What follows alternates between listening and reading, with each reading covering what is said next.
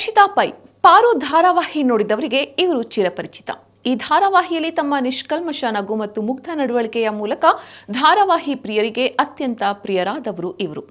ಮೋಕ್ಷಿತಾ ಪೈ ಈಗ Bigg boss 11ರಲ್ಲಿ ಸಖತ್ ಸುದ್ದಿಯಲ್ಲಿದ್ದಾರೆ. ದೊಡ್ಡ ಮನೆಯಲ್ಲಿ ಪ್ಲಾನಿಂಗ್ ಆಗಿ ಗೇಮ್ ಆಡುವ ಮೂಲಕ ಮತ್ತು ತಮ್ಮದೇ ತಂತ್ರಗಾರಿಕೆ ಮೂಲಕ ಬಹುತೇಕ ಅಂತಿಮ ಹಂತದವರೆಗೆ ಸಾಗಿ ಬಂದಿದ್ದಾರೆ. ಮೋಕ್ಷಿತಾ ಪೈ ಈಗ ಬಿಗ್ ಬಾಸ್ ಫೈನಲ್ ಆಸಕ್ತರ ಹಾಟ್ ಫೇವರಿಟ್ ಕೂಡ ಹೌದು. 1995ರ ಅಕ್ಟೋಬರ್ 22ರಂದು ಜನಿಸಿದ್ದಂತಹ ಮೋಕ್ಷಿತಾ ಪೈಗೆ ಈಗ 30 ವರ್ಷ. ಇವರು ಮೂಲತಃ ಮಂಗಳೂರಿನವರು. ಗೌಡ ಸಾರಸ್ವತ ಬ್ರಾಹ್ಮಣ ಸಮುದಾಯದ ಮೋಕ್ಷಿತಾ ಅವರ ಮಾತೃಭಾಷೆ ಕೊಂಕಣಿ. ಇವರ ತಂದೆಯ ಹೆಸರು ನಾಗೇಶ್ ಪೈ ಹಾಗೂ ತಾಯಿ ಗೋದಾವರಿ ಪೈ. ಬೆಂಗಳೂರಿನ ಶೇಷಾದ್ರಿಪುರಂ ಕಾಲೇಜಿನಲ್ಲಿ ಮೋಕ್ಷಿತಾ ಬಿಕಾಂ ಪದವಿ ಮುಗಿಸಿದ್ದಾರೆ. ಮೋಕ್ಷಿತಾ ಅವರದ್ದು ಮಧ್ಯಮ ವರ್ಗದ ಕುಟುಂಬ. ಮೋಕ್ಷಿತಾ ಪೈ ಅವರ ಜೀವನ ಸಿಹಿ ಕಹಿ ಘಟನೆಗಳ ಸಂಗಮ. ಇವರಿಗೊಬ್ಬ ತಮ್ಮನಿದ್ದಾನೆ. ಆಟಿಸಂ ಕಾಯಿಲೆಯಿಂದ ಬಳಲ್ತಾ ಇರುವ ಸಹೋದರ ಮಂಜುನಾಥ್ನನ್ನ ಇವರು ಮಗುವಿನಂತೆ ನೋಡ್ಕೊಳ್ತಾರೆ. ನಟನೆಗೆ ಪಾದಾರ್ಪಣೆ ಮಾಡುವ ಮುನ್ನ ಮೋಕ್ಷಿತಾ ಪೈ 1ನೇ ತರಗತಿಯಿಂದ PU ವರೆಗಿನ ಮಕ್ಕಳಿಗೆ ಟ್ಯೂಷನ್ ಹೇಳಿಕೊಡ್ತಾ ಇದ್ರು. ಟ್ಯೂಷನ್ ಇಂದ ಒಂದಿಷ್ಟು ಹಣವನ್ನ ಸಂಪಾದಿಸ್ತಾ ಇದ್ರು. ಇವರು ಧಾರಾವಾಹಿಗೆ ಆಯ್ಕೆಯಾಗಿದ್ದು ಕೂಡ ಆಕಸ್ಮಿಕವಾಗಿ, ಅದು ಫೇಸ್ಬುಕ್ ಮೂಲಕ. ಇವರ ನಟನೆಯ ಮೊದಲ ಸೀರಿಯಲ್ ಪಾರು. ಈ ಧಾರಾವಾಹಿಯ ಮೂಲಕ ಮೋಕ್ಷಿತಾ ಕರ್ನಾಟಕದ ಮನೆ ಮಾತಾದ್ರು. ಕನ್ನಡ ಮಾತ್ರವಲ್ಲದೆ ತಮಿಳು ಮತ್ತು ತೆಲುಗು ಧಾರಾವಾಹಿಗಳಲ್ಲೂ ಮೋಕ್ಷಿತಾ ನಟಿಸಿದ್ದಾರೆ. ನಿರ್ಣಯ ಎಂಬ ಕನ್ನಡ ಸಿನಿಮಾದಲ್ಲೂ ಇವರು ಅಭಿನಯಿಸಿದ್ದಾರೆ. ಬಿಗ್ ಬಾಸ್ ಎಂಟ್ರಿ ಬಳಿಕ ಇವರಿಗೆ ಸಾಕಷ್ಟು ಸಿನಿಮಾ ಆಫರ್ಸ್ಗಳು ಬರಲಾರಂಭಿಸಿವೆ.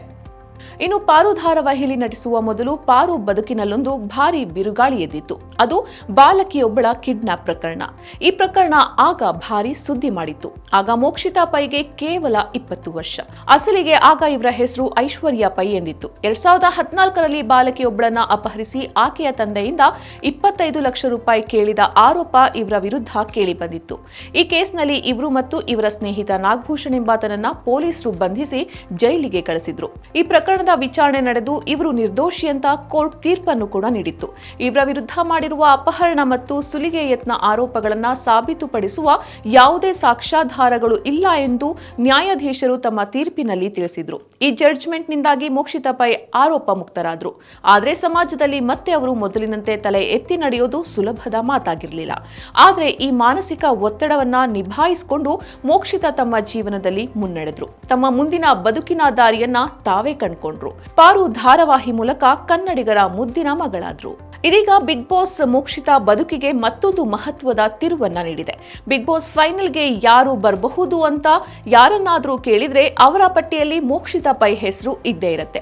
ದೊಡ್ಡ ಮನೆಯಲ್ಲಿ ಮೋಕ್ಷಿತಾ ಪೈ ಆಡ್ತಾ ಇರುವ ಆಟ ವೀಕ್ಷಕರಿಗೆ ಇಷ್ಟವಾಗ್ತಾ ಇದೆ. ಅವರು ಆಡುವ ಮಾತಿಗೆ ಫ್ಯಾನ್ಸ್ಗಳು ಫುಲ್ ಮಾರ್ಕ್ಸ್ ಅನ್ನ ನೀಡ್ತಿದ್ದಾರೆ. ಅಷ್ಟೇ ಅಲ್ಲ, ದೊಡ್ಡ ಮನೆಯಿಂದ ಔಟ್ ಆಗಿ ಹೊರಗೆ ಬಂದಿರುವಂತಹ ಸದಸ್ಯರು ಕೂಡ ಮೋಕ್ಷಿತಾ ಬಗ್ಗೆ ಮತ್ತು ಅವರು ಆಡ್ತಾ ಇರುವ ವೈಖರಿ ಬಗ್ಗೆ ಮೆಚ್ಚುಗೆಯನ್ನ ವ್ಯಕ್ತಪಡಿಸಿದ್ದಾರೆ.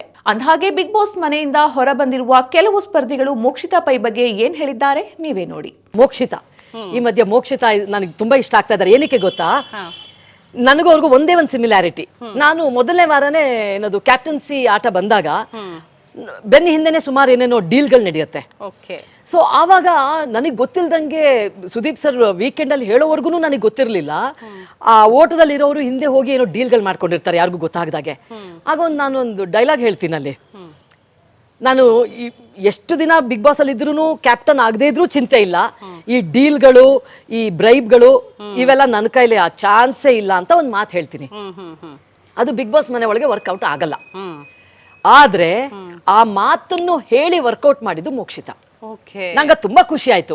ಮೊನ್ನೆ ಅವ್ರು ಕ್ಯಾಪ್ಟನ್ ಆಗ್ಬೋದಾಗಿತ್ತು, ಆದ್ರೆ ಅವ್ರು ಹೇಳ್ತಾರೆ ನಾನು ಕ್ಯಾಪ್ಟನ್ ಆಗದೆ ಇದ್ರು ಚಿಂತೆ ಇಲ್ಲ, ಯಾರ ಕಾಲು ಹಿಡಿಯಲ್ಲ ಅಂತ.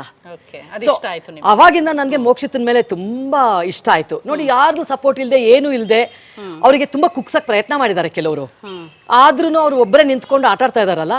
ಸೊ ಮೋಕ್ಷಿತಾ ತುಂಬಾ ಇಷ್ಟ ಆಯ್ತು. I wish Bhavya and Mokshitha ಫಿನಾಲೆಗೆ ಬರ್ಬೇಕು ಅಂತ. Mokshitha is very genuine. ಅಂದ್ರೆ ತುಂಬಾ ಸ್ಟ್ರೇಟ್ ಆಗಿ ಆಡುವಂತ ವ್ಯಕ್ತಿ ಅಂಡ್ ತನಗೆ ಅನ್ಸಿದನ್ ಮಾತ್ರ ಮಾಡುವಂತ ವ್ಯಕ್ತಿ. ಬೇರೆಯವ್ರು ಹೇಳೋದನ್ನ ಇನ್ಫ್ಲೂಯೆನ್ಸ್ ಮಾಡಿ ಓಕೆ ಇವ್ರು ಹೇಳಿದ್ರೆ ಹಿಂಗ್ ಮಾಡಿದ್ರೆ ಸರಿ ಹೋಗುತ್ತೆ ಅಂತ ಅನ್ಕೊಂಡ್ ಆಡಿದ ವ್ಯಕ್ತಿ ಅಲ್ವೇ ಅಲ್ಲ. ಇದು ತಪ್ಪನ್ಸಿದ್ರು ನನಗ್ ಸರಿ ಅನಿಸ್ತಿದೆ ಅಂದ್ರೆ ನಾನು ಅದನ್ನೇ ಮಾಡ್ತೀನಿ. ಇದು ನಿಮ್ ಕಣ್ಗಳಿಗೆಲ್ಲ ತಪ್ಪಾಗಿ ಕಾಣಿಸ್ಬೋದು, ಬಟ್ ಇದು ನನ್ನ ಸೆಲ್ಫ್ ರೆಸ್ಪೆಕ್ಟ್ಗೋಸ್ಕರ ನಾನು ಇದನ್ನ ಮಾಡ್ತೀನಿ ಅಂದ್ರೆ ನಾನು ಅದನ್ನ ಮಾಡೇ ಮಾಡ್ತೀನಿ ಅಂತ ತುಂಬಾ ಸ್ಟ್ರಾಂಗ್ ಆಗಿದ್ದಂತ ಇರೋಂಥ ವ್ಯಕ್ತಿ. ಕುಗ್ತಾಳೆ ಅಂತ ನಾನು ಹೇಳಲ್ಲ, ಯಾಕೆಂದ್ರೆ ಅವಳು ಈ ತರದನ್ನ ತುಂಬಾ ಅನುಭವಿಸಿದಾಳೆ ಅಂತ ನನಗೆ ಗೊತ್ತಿದೆ. ಅಂಡ್ ಇದು ತುಂಬಾ ವರ್ಷಗಳ ಹಿಂದೆ ನಡೆದಿರೋದ್ರಿಂದ ಆಕೆಯ ಅಭಿಮಾನಿಗಳು ಅದನ್ನ ಅಷ್ಟಾಗಿ ಮನ್ಸಿಗೆ ಹಚ್ಕೊಳಲ್ಲ ಅಂತ ನಾನು ನೋಡ್ತಾ ಇದ್ದೀನಿ. ಅಂಡ್ ಅವಳಿಗೂ ಅದು ರಿಯಲೈಸ್ ಆಗುತ್ತೆ ಹೊರಗಡೆ ಬಂದ್ಮೇಲೆ. ಅಂಡ್ ತುಂಬಾ ಕ್ಲಾರಿಟಿ ಇರುವಂತ ವ್ಯಕ್ತಿ ಆಗಿರೋದ್ರಿಂದ ಮೋಕ್ಷಿತಾ ಇಂಥದಕ್ಕೆಲ್ಲ ತುಂಬಾ ಕುಗ್ತಾಳೆ ಅಂತ ನಂಗೆ ಅನ್ಸಲ್ಲ. ಈ ಮೋಕ್ಷಿತಾ ಅಪ್ಪ ಅಮ್ಮ ಮತ್ತೆ ತಮ್ಮನ ಬಗ್ಗೆ ಬಿಟ್ರೆ ಇನ್ ಯಾವ್ದ್ರ ಬಗ್ಗೆನೂ ಡಿಸ್ಕಸ್ ಮಾಡಿರ್ಲಿಲ್ಲ ಅಲ್ಲಿ. ಸೊ ಯಾವ್ದ್ರ ಬಗ್ಗೆನೂ ಡಿಸ್ಕಸ್ ಆಗ್ತಿರ್ಲಿಲ್ಲ. ಥಿಂಕ್ ಮೋಕ್ಷಿತಾ ತುಂಬಾ ಹೆಡ್ ಸ್ಟ್ರಾಂಗ್ ಹುಡುಗಿ. She is very head strong and ಅವಳು ಇಂಡಿವಿಜುವಲ್ ಗೇಮ್ ಅವಳು ಆಡ್ತಾ ಇದ್ದಾಳೆ. ನನಗನ್ಸಿರೋ ಪ್ರಕಾರ ಅವಳು ಒಂದ್ ಸ್ವಲ್ಪ ಕನ್ಫ್ಯೂಷನ್ಸ್ಗೆ ಒಳಗಾಗಿದ್ಲು. ಆ ಕನ್ಫ್ಯೂಷನ್ ಯಾವಾಗ ಅವ್ರ ಮಂಜಣ್ಣ ಮತ್ತೆ ಗೌತಮಿ ಅವ್ರ ಜೊತೆಗೆ ಇರ್ತಾರೋ ಒಂದಷ್ಟು ನಾನ್ ಏನ್ ಇಲ್ಲಿ ಅಂತ ಒಂದು ಕ್ವೆಶ್ಚನ್ ಮಾರ್ಕ್ ಬರುತ್ತೆ. ಅವಳ ಅಸ್ತಿತ್ವ ಅವಳಿಗೆ ತಿಳ್ಕೊಳಕ್ ಆಗ್ತಾ ಇರಲ್ಲ ಆ ಒಂದು ಟ್ರಯೋದಲ್ಲಿ. ಸೊ ಅವಳು ಅಲ್ಲಿಂದ ಹೊರಗಡೆ ಬಂದಾದ್ಮೇಲೆ ಇಂಡಿವಿಜುವಲ್ ಆಗಿ ಆಡಕ್ ಶುರು ಮಾಡಿದ್ಲು. ಅಂಡ್ ಅವಳ್ದು ಏನೇ ಪ್ರಾಬ್ಲಮ್ಸ್ ಇದ್ರು ನಮ್ ಜೊತೆಗೆ ನನ್ನಾಗ್ಲಿ ಶಿಶಿರ್ ಜೊತೆಗಾಗ್ಲಿ ಶೇರ್ ಮಾಡ್ಕೊಂತಾ ಇದ್ಲು. Think she is very head strong. ಅವಳ ಗೇಮ್ ಅವಳು ಆಡಿದ್ರೆ ತುಂಬಾ ಚೆನ್ನಾಗಿರುತ್ತೆ. ನೀವು ಆಚೆ ಬಂದ್ಮೇಲೆ ಕೂಡ ತುಂಬಾ ಎಮೋಷನಲ್ ಆಗಿ. ಯಾ ಅಂಡ್ ಶಿಶಿರ್ ಎಲಿಮಿನೇಟ್ ಆದ್ಮೇಲೆ I think Mokshitha stood as a very strong emotional support ನನ್ಗೆ. ಅಂಡ್ ಒಂದ್ ಕಡೆ ಸ್ಟ್ಯಾಂಡ್ ಕೂಡ ಚೈತ್ರ ಅವ್ರ ವಿಚಾರವಾಗಿ ಒಂದಷ್ಟು ಮಾತುಕತೆ ಆಗಿರುತ್ತೆ, ಒಂದು ಇನ್ಸಿಡೆಂಟ್ ನಡೆದಿರುತ್ತೆ. ಅದ್ರಲ್ಲಿ ಮೋಕ್ಷಿತಾ ಅವ್ರು ಕೂಡ ಸಾಕ್ಷಿಯಾಗಿರ್ತಾರೆ. ಅಂಡ್ ತುಂಬಾ ಒಳ್ಳೆ ಸ್ಟ್ಯಾಂಡ್ ನ ಅವ್ರು ತಗೊಂತಾರೆ ನನ್ಗೋಸ್ಕರ. And she is a very nice girl, ಒಳ್ಳೆ ಫ್ರೆಂಡು. ಅಂಡ್ ಹೊರಗಡೆ ಪರಿಚಯ ಆಕ್ಚುಲಿ ನನ್ಗೆ 1-2 ಸಲ ಭೇಟಿ ಆಗಿರ್ತೀನಿ. ಒಂದ್ಸಲ ಫಸ್ಟ್ ಟೈಮ್ ಭೇಟಿ ಆದಾಗ ಅವಳಿಗೆ ಹೋಗಿ ಹೇಳಿರ್ತೀನಿ ನಮ್ಮಮ್ಮ ನಿಮ್ ದೊಡ್ಡ ಫ್ಯಾನ್ ಅಂತ.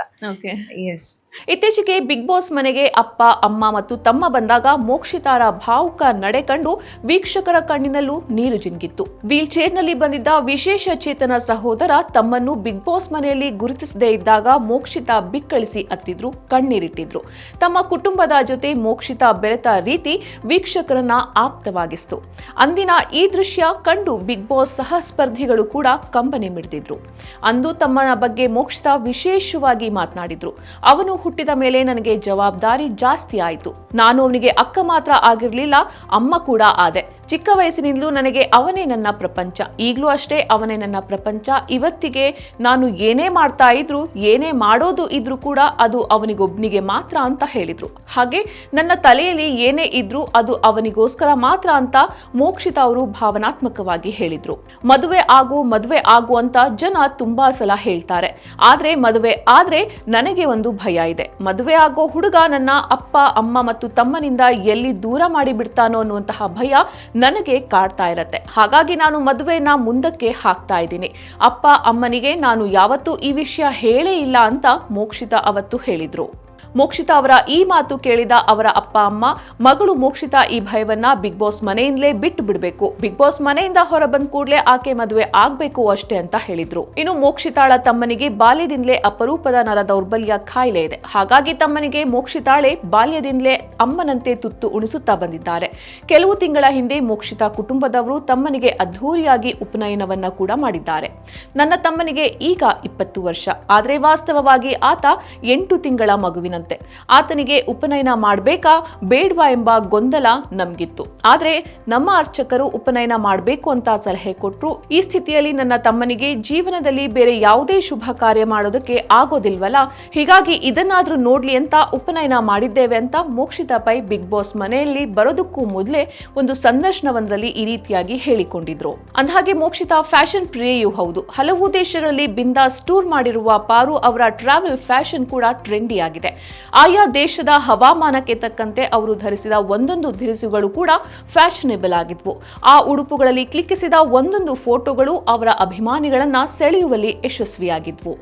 ನಾವು ಎಲ್ಲಿಗೆ ಟ್ರಾವೆಲ್ ಮಾಡಲಿ ಅಲ್ಲಿನ ಜಾಗಗಳಿಗೆ ತಕ್ಕಂತೆ ಔಟ್ಫಿಟ್ ಧರಿಸಬೇಕು. ಫೋಟೋಗಳಲ್ಲೂ ಕೂಡ ನಾವು ಆಕರ್ಷಕವಾಗಿ ಕಾಣಿಸ್ಕೊಳ್ಬೇಕು. ಇವು ನಮ್ಮ ಜೀವನದ ನೆನಪಿನಲ್ಲಿ ಉಳಿಯತ್ವೆ ಅಂತಾರೆ ಮೋಕ್ಷಿತಾ ಪೈ. ಇನ್ನು ಬಿಗ್ ಬಾಸ್ 11ಕ್ಕೆ ತೆರೆ ಬೀಳೋದಕ್ಕೆ ಇನ್ನೇನು ಕೆಲವೇ ದಿನಗಳು ಮಾತ್ರ ಬಾಕಿ ಉಳಿದಿವೆ. ಕನ್ನಡಿಗರ ಮೆಚ್ಚಿನ ಪಾರು ಈ ಬಾರಿ ಬಿಗ್ ಬಾಸ್ ಕಿರೀಟ ಧರಿಸ್ತಾರಾ? ಈ ಬಗ್ಗೆ ನಿಮ್ಮ ಅಭಿಪ್ರಾಯ ಏನು? ಇಲ್ಲಿ ಕಮೆಂಟ್ ಮಾಡಿ ತಿಳಿಸಿ. ಹಾಗೆಯೇ ವಿಶ್ವವಾಣಿ ಟಿವಿ ಸ್ಪೆಷಲ್ ಯೂಟ್ಯೂಬ್ ಚಾನೆಲ್ನ ಸಬ್ಸ್ಕ್ರೈಬ್ ಮಾಡಿ, ಲೈಕ್ ಮಾಡಿ ಮತ್ತೆ ಶೇರ್ ಮಾಡಿ.